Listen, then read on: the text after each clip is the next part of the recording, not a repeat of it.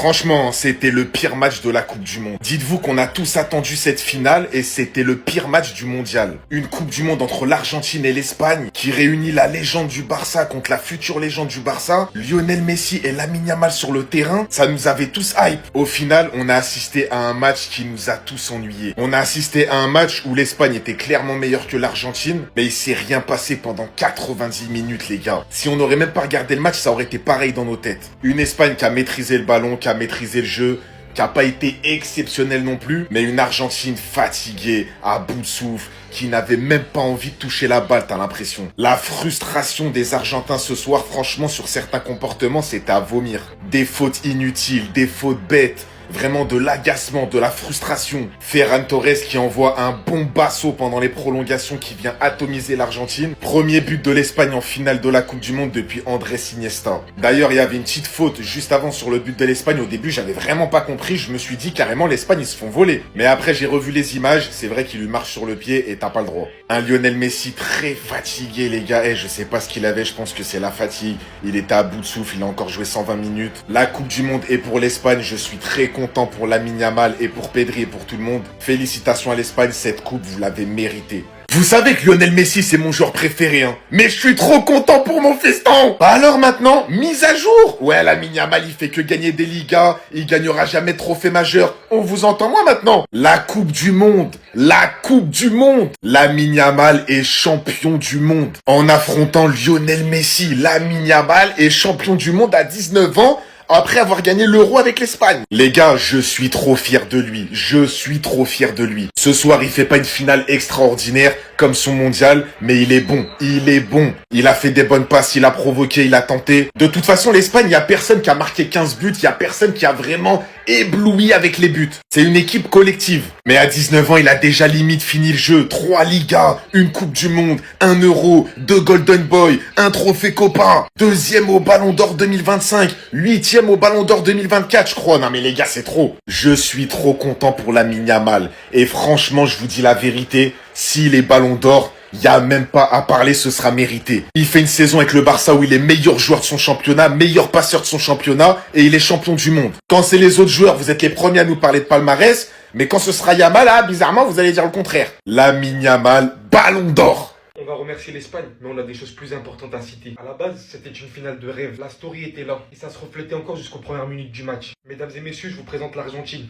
T'exclusion vers ta nation et le minimum des choses à faire. Tu es comme d'un premier carton pour avoir râlé, et que même pas 10 minutes après, avant les prolongations, t'envoies ça sur Cubarsí. Je parle même pas de son coéquipier Paredes qui était censé être viré bien avant lui, lorsque celui-ci a littéralement, devant l'arbitre, poussé 2 joueurs, fait tomber 2 joueurs devant lui. Des fautes à tout bout de champ, on essaie de faire sortir les joueurs de leur match. Je parle même pas de leur football proposé littéralement exécrable. Pour avoir enfin vu 2 tirs de l'Argentine suite au premier but de l'Espagne à 10 minutes de la fin du match, mis à part l'énorme respect que je mettrais à Emiliano Martinez, qui jusqu'aux prolongations a littéralement défendu corps et âme l'Argentine, félicitant aussi Messi d'avoir réussi à faire de cette nation quelque chose. Je vous dis la vérité, ils m'ont littéralement dégoûté. Pourtant l'équipe de France, nous aussi on a joué contre l'Espagne, nous aussi on s'est fait dominer contre eux, et jamais on a montré un tel aspect. Franchement, heureusement que le match se termine ainsi. L'Espagne gagne donc sa Coupe du Monde. Sans surprise, vu qu'à la base des bases, c'était bien l'équipe la plus prétendante. Et entre désormais dans la liste des pays qui possèdent 2 Coupes du Monde. Et on va pas se le mentir, c'est totalement mérité. C'est l'équipe qui a proposé le meilleur football durant cette Coupe du Monde. C'est la victoire du football. C'est le football qui a finalement gagné et c'est totalement mérité pour l'Espagne. Mais dans peut-être ce qui est la pire finale de l'histoire de la Coupe du Monde. 0 tir en 105 minutes pour l'Argentine. C'est un scandale dans une finale de Coupe du Monde. L'Espagne est la seule équipe qui a joué et qui a proposé du jeu ce soir. Et c'est donc totalement normal que ce soit l'Espagne qui triomphe et c'est totalement mérité, y compris sur ce qu'ils ont proposé durant tout ce tournoi. Mais cette finale était d'un ennui total. Une finale moribonde. Une finale nauséabonde. Une finale où on a vu l'Espagne avec la possession stérile qui pendant 90 minutes, à part le coup franc Yamal à la toute dernière seconde, qui ne tire que sur Emiliano Martinez. Une possession stérile avec une Argentine qui ne fait que défendre et rien d'autre. On s'attendait très clairement à autre chose sur une finale de Coupe du Monde. Mais malgré tout, le football récompense toujours celui qui en fait le plus, celui qui propose le plus. Et on va faire des autres vidéos, vous inquiétez pas, mais c'est une tellement belle histoire pour Ferran Torres, qui va devenir une légende de l'Espagne. Lui qui est énormément critiqué habituellement pour sa finition devant le but, et ben c'est lui qui a réussi à marquer le seul but qui permet à l'Espagne de gagner la 2e Coupe du Monde de son histoire. Et pour les Espagnols, c'est totalement mérité. Mais c'était très clairement la pire finale de Coupe du Monde à laquelle j'ai assisté, et je pense pour avoir discuté avec certains anciens de l'histoire du football. Les gars, campeones, campeones. L'Espagne est championne du monde. Et encore une fois, on va pas mentir, c'est le football qui a gagné. Victoire totalement méritée des Espagnols. Il n'y a eu que 1-0. C'est allé au bout des prolongations. Mais ils auraient dû gagner avant les 90 minutes. Lamine Yamal qui est donc champion du monde à 19 ans. Il vient juste d'avoir 19 ans. Ferran Torres, super sub. Il rentre, il marque. Il est en mode Iniesta. Il marque dans les prolongations. C'est un joueur qui a été beaucoup critiqué. Mais là, ça y est, il a l'immunité. Et franchement, cette équipe d'Espagne, chapeau, bravo, bravo, bravo. C'est trop fort. En fait, c'est maîtrisé. Les gars, ils maîtrisent leur jeu, ils maîtrisent leurs adversaires. Quand ils ont le ballon, tu peux pas leur prendre parce qu'ils sont trop forts techniquement et tactiquement. Et quand ils perdent la balle, leur pressing, il est tellement fort, tellement bien fait que tu perds la balle aussi vite et qu'ils la récupèrent super vite. Et après, quand ils l'ont, tu peux pas la récupérer. Donc c'est pour vous dire qu'en fait, cette Espagne, c'est un cercle vicieux.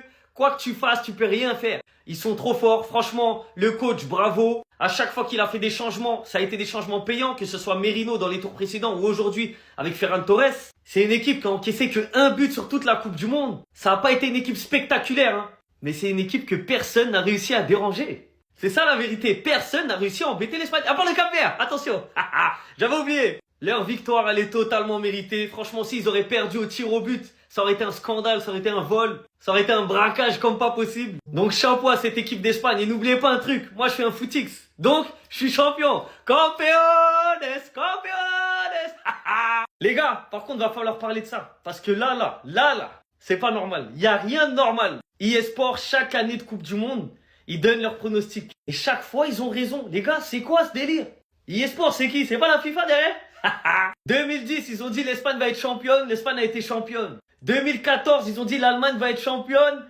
L'Allemagne a été championne. 2018, ils ont dit la France va être championne. La France a été championne. 2022, ils ont dit l'Argentine va être championne. L'Argentine a été championne. 2026, ils ont dit l'Espagne et l'Espagne a été championne. Moi, comment c'est possible? Qui est derrière IS? C'est qui gère ce truc? C'est quand même une folie d'avoir 5 sur 5. Donc tous ceux qui ont dit la Coupe du Monde là, elle est truquée, elle est corrompue, tout ça là. Je crois que vous avez raison, hein. En fait, il y a de la corruption. C'est pas possible, c'est pas normal. C'est scripté. Tout le monde a cru que la corruption c'était pour l'Argentine, mais non, c'était pour l'Espagne. Moi, je trouve ça louche. Que tu trouves 1 fois, 2 fois, ok. Mais 5 fois sur les 5 dernières Coupes du Monde, on a le droit de se poser des questions. S'il vous plaît, allez vérifier qui est derrière eSport. Qui est derrière eSport, je veux savoir. On va faire une enquête, on va remonter tout ça. Et ça se trouve quand on va tout remonter, on va voir qu'il y a Gianni Infantino derrière, ou Trump. Attendez. Ferran Torres a marqué un but en finale de Coupe du Monde pour donner une Coupe du Monde à l'Espagne. Mais les gars, je vous promets que si au début de saison on m'avait dit ça, je sais même pas quoi vous dire. En 2010, pour donner la première Coupe du Monde à l'Espagne en prolongation, c'était un but d'Andrés Iniesta à la 116e. Et en 2026, c'est un but de Ferran Torres à la 106e. Mais en fait, c'est trop. Il est rentré en deuxième mi-temps avec Pedri. Et pour le coup, il était déjà à ça de marquer sur un centre de Lamine Yamal de la tête. Finalement, arrêt de Dibu Martinez. Et en prolongation, à la 106e minute, c'est Ferran Torres qui vient donner le but de la victoire. Cette victoire de l'Espagne contre l'Argentine, on va pas se mentir ici, mais elle est 100% méritée. Ils ont dominé du début jusqu'à la fin. Même si en première mi-temps, en soi, je trouvais que la domination, elle était un petit peu stérile, car elle se créait pas forcément des occasions. Mais quand on fait les comptes à la fin, l'Espagne a tiré quoi, 15-20 fois, alors que l'Argentine a dû faire dans le match un seul tir et je sais même pas s'il était cadré. Je suis tellement heureux pour mes Barcelonais, Ferran Torres, Lamine Yamal, Cubarsí, Gavi, Olmo. En fait, les gars, ils sont champions du monde. Ça y est, ça veut dire qu'en sélection, là, entre guillemets, ils ont plié le game. Bon, vous me direz que Gavi, il a pas joué l'Euro, mais bref, il a une Coupe du Monde, c'est encore mieux. Donc là, maintenant, le prochain objectif, c'est la Ligue des Champions avec le Barça. Et on espère d'ailleurs qu'elle sera remportée la saison prochaine.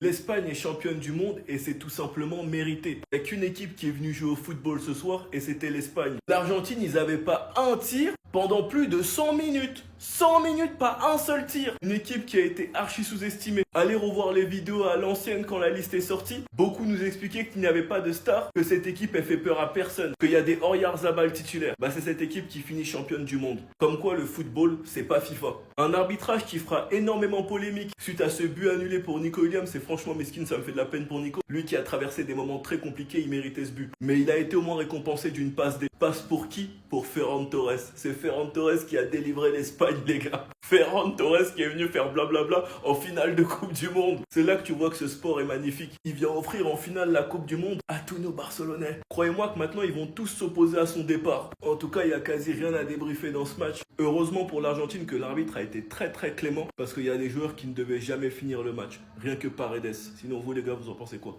Ramenez-vous sur ta patience, ennui.